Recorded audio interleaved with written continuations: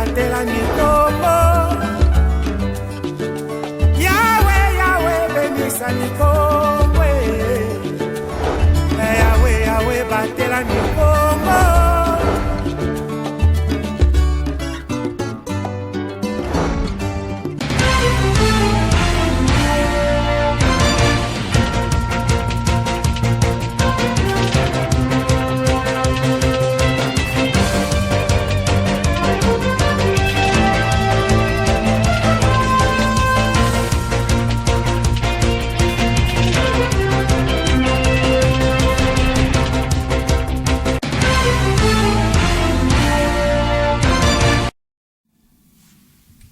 Merci de rester fidèle à ma bannière télévision. Mesdames, Mesdemoiselles et Messieurs, bonsoir et bienvenue dans cette grande édition du journal. On va débuter ce journal en province par le parti politique Regroupement des Nationalistes Révolutionnaires RNR en sigle qui a tenu son congrès dans la cité de Banzangungu pendant 3 jours, c'est-à-dire du 29 au 30 juillet 2022 sous la direction de son président national Étienne Tadila Makanda, cap vers les prochaines élections de 2023. C'est un élément de notre correspondant de Banzangungu, Dieu Kembo, qui a été rendu par Roger Missam. Suivez.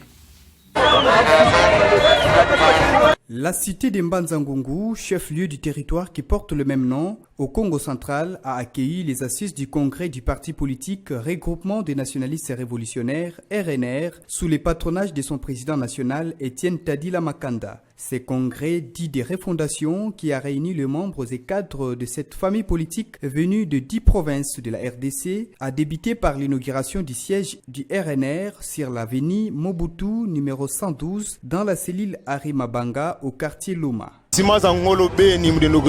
Nous sommes fiers et heureux d'avoir cette permanence, car aucun parti politique responsable ne peut fonctionner sans avoir un siège. Nous pensons à une victoire aux élections de 2023. Cap vers les élections. En tant qu'une vraie machine politique, le regroupement des nationalistes et révolutionnaires a mobilisé de milliers de partisans dans cette grande salle polyvalente de la cellule Missioni pour ces congrès de 3 jours, question de poser les grandes bases pour les prochaines échéances électorales et élargir l'implantation du parti dans d'autres provinces. Nous avons été conviés dans ces congrès pour prendre des directives sur ce qu'il faut faire afin que les partis soient implantés et puis respecter le mot d'ordre du chef de rafler les postes aux prochaines élections. Les grands rendez-vous électoraux approchent bien et ce congrès de refondation a permis au regroupement des nationalistes et révolutionnaires d'affûter les armes comme l'indique son président national Étienne Tadila Makanda. Avec plus de 5000 voix par rapport à celui qui venait après nous. Mais ça, c'est une page tournée. Donc ce n'est pas un congrès fantaisiste que nous tenons. À travers cette cérémonie, que nous puissions dire aux uns et aux autres, maintenant nous nous levons. Après avoir restitué tout ce qui a été arrêté au congrès, maintenant nous sommes debout jusqu'aux prochaines élections. Débuté le jeudi 28 juillet, les travaux de ce congrès national du RNR se sont clôturés le samedi 30 juillet 2022 sous la satisfaction de tous les participants. Restons toujours dans le Congo central où la plateforme politique et électorale Horizon 2023 a procédé à l'installation de sa coordination provinciale. C'était ce samedi 30 juillet 2022. La cérémonie s'est déroulée dans la salle polyvalente Victoria. C'était en présence de son coordonnateur national. C'est un reportage de Roger Missamo une fois de plus. Arrivé dans la ville de Matadi sous une belle ambiance le vendredi 29 juillet 2022, les coordonnateurs nationaux de la plateforme politique et électorale Horizon 2023, Dadingo Ichiswaka, a eu une journée très chargée ce samedi 30 juillet 2022. Dans la matinée, il s'est dirigé à l'hôtel du gouvernorat du Congo central pour présenter ses civilités au chef de l'exécutif provincial représenté par le vice-gouverneur Grace Maswangi Bilolo. Après le gouvernorat, le coordonnateur national de Horizon 2023 et le membre de sa délégation se sont dirigés à la salle polyvalente Victoria pour l'événement du jour. Dadingo Itiswaka présente les membres de son bureau avant de procéder à l'installation du comité provincial des Horizons 2023 au Congo central. Messieurs Edin Singa et Massampou Julien, respectivement coordonnateur provincial et coordonnateur provincial adjoint, ont réussi les insignes du pouvoir pour conduire à bon port cette lourde mission au Congo central. Le chef de l'État, son Excellence Félix-Antoine Tshisekedi Tshilombo, autorité suprême de notre plateforme, il compte sur vous, sur les missions qui sont les vôtres. Et pensons fermement que vous allez pouvoir remplir ces missions en toute responsabilité. Dans un auditoire plein comme un œuf, Dadingo Itiswaka explique la vision, la mission et l'objectif de la plateforme Horizon 2023 ainsi que les mobiles de son séjour au Congo central. Horizon 2023 est porteur d'un message incarnant les valeurs de la bonne gouvernance que veut instaurer le président de la République dans notre pays. Le Congo central ne devrait pas être en reste. Nous avons installé la coordination provinciale aujourd'hui. Nous demandons aux filles et aux fils du Congo de s'adhérer massivement pour qu'ensemble on puisse donner au chef de l'État une majorité homogène et confortable lors des prochaines élections. L'engagement est pris devant Dieu et devant la nation de soutenir les chefs de l'État Félix-Antoine Tshisekedi pour un deuxième mandat en 2023, mais avec une majorité présidentielle et parlementaire assez confortable. Le coordonnateur national de Horizon 2023 quitte Matadi pour rentrer à Kinshasa avec un sentiment de mission accomplie.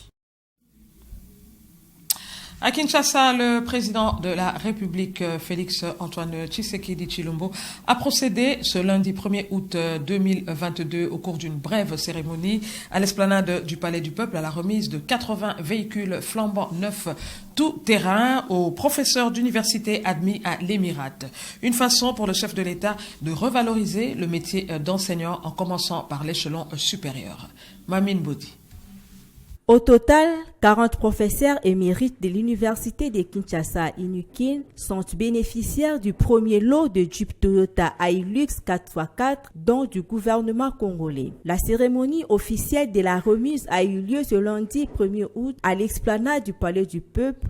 Et c'est le chef de l'État, Félix-Antoine Tshisekedi Tshilombo, qui a remis symboliquement les clés de véhicules aux professeurs. Plusieurs personnalités politico-administratives ont rehaussé de leur présence à cette cérémonie solennelle qui prouve la volonté du gouvernement à tenir ses engagements pris devant les professeurs lors des assises des Bibois où plusieurs engagements ont été pris, dont celui de compenser le manque à gagner salarial des 6 dernières années par l'achat de véhicules.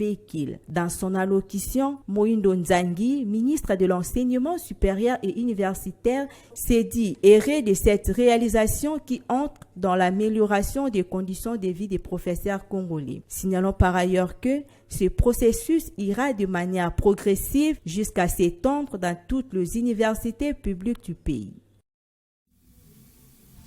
Et tête à tête, toujours à Kinshasa, tête à tête ce samedi 30 juillet 2022 entre le chef de ville de l'État, Félix-Antoine Tshisekedi, et le secrétaire général adjoint de l'ONU, Jean-Pierre Lacroix, à la Cité de l'Union africaine. Leurs échanges ont tourné autour du processus du retrait progressif de la MONUSCO en RDC. Suivez.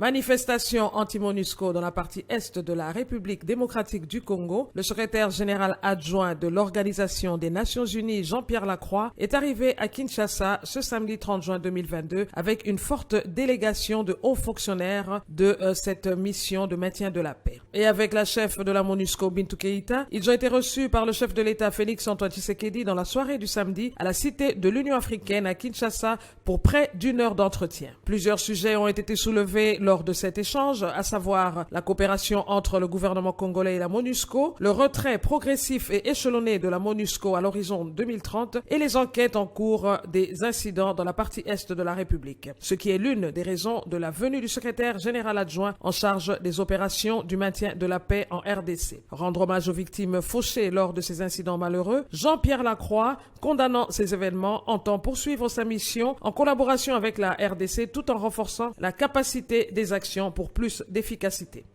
Tirer les leçons de ce qui s'est passé et travailler ensemble pour que ça ne se reproduise plus et pour que le travail commun entre les autorités congolaises, au service desquelles, évidemment, est la MONUSCO et la mission et la MONUSCO, soit renforcée, que la coordination soit plus régulière, plus fluide, de manière à ce que, ensemble, nous soyons plus efficaces au service des objectifs des autorités congolaises.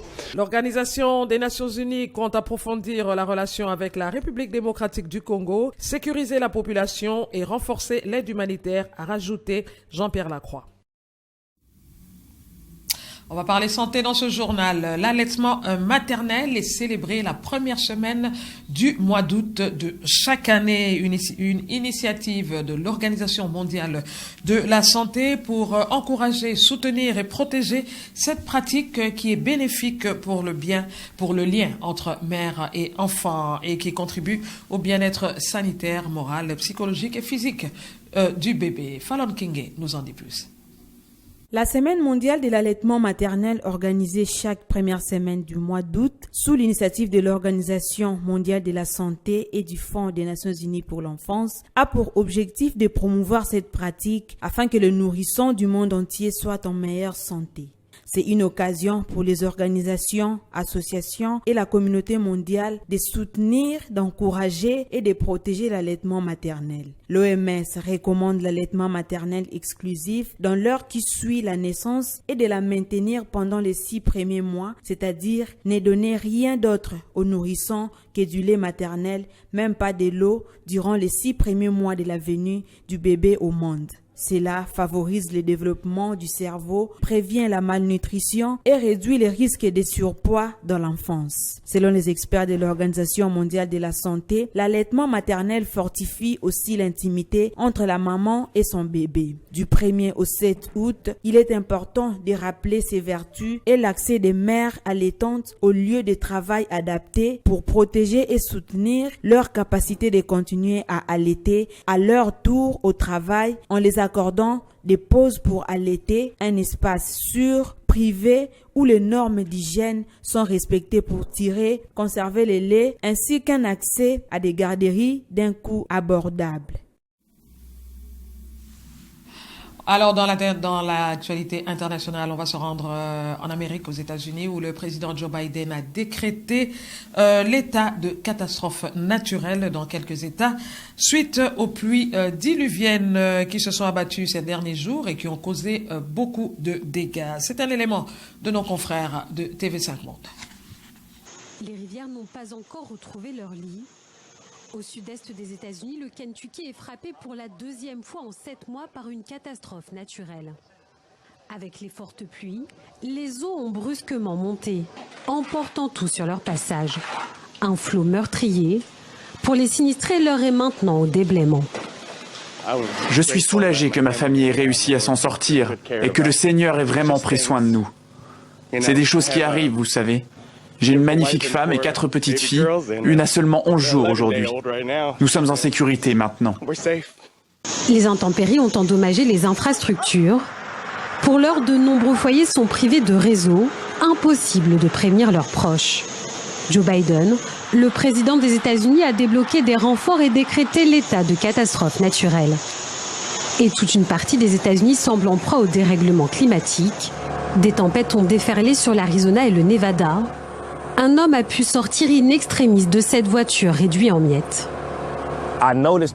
J'ai remarqué que les buissons de cet arbre étaient sur mon pare-brise et avant que je puisse réagir, j'ai commencé à entendre des bris de verre. Ça a duré environ 10 secondes. C'était 10 longues secondes.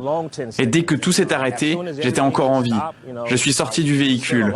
Heureusement, la porte du conducteur n'était pas endommagée et je n'étais pas coincé à l'intérieur. Inondations, tempêtes, mais aussi incendies. En Californie, un feu géant ravage le territoire. Les flammes progressent rapidement. Plus de 20 000 hectares ont déjà été détruits. En Californie, la saison des incendies est aggravée par une sécheresse persistante. Et en sport, le tenant du titre de l'édition 2021-2022 de l'entente urbaine de football de Matadi, l'équipe de l'association sportive Inca Sport a tenu son assemblée générale et ordinaire le dimanche 31 juillet 2022. C'était à l'hôtel Formosa qui est situé à Kalakala, dans la commune de Matadi. Jean Singoy pour le reportage.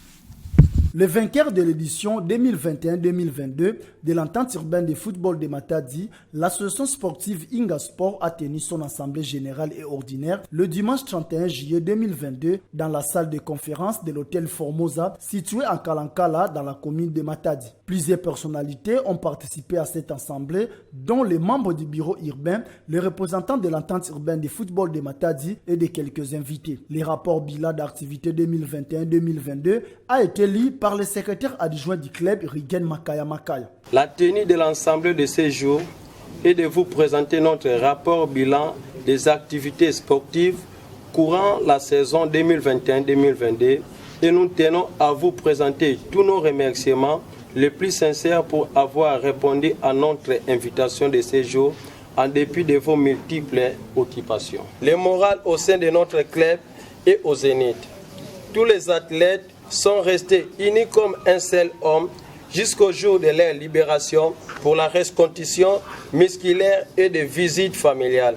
En étant championne de la saison sportive 2021-2022 de l'entente urbaine de football de Matadi, AS Inga Sport était sacré champion à 3 journées de la fin de la saison avec 95 points et l'équipe était publicité meilleure attaque avec 99 buts marqués. À la fin de cette rencontre, le président sportif du club, Patrick Louvungulandu, s'est dit satisfait du déroulement de la saison passée car son club a inscrit son nom dans les palmarès de l'entente urbaine de football de Matadi. Nous sommes satisfaits parce que c'est au-delà de nos objectifs de début de saison.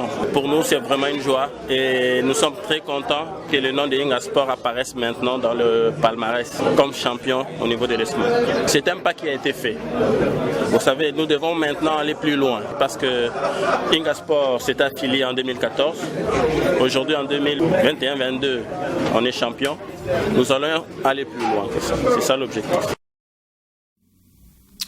Ainsi donc prend fin cette édition du journal sur ma bannière télévision. Merci à vous de l'avoir suivi. Merci à Shadrach Mavungu qui était du côté de la réalisation. Je vous laisse en compagnie des programmes sur ma bannière télévision.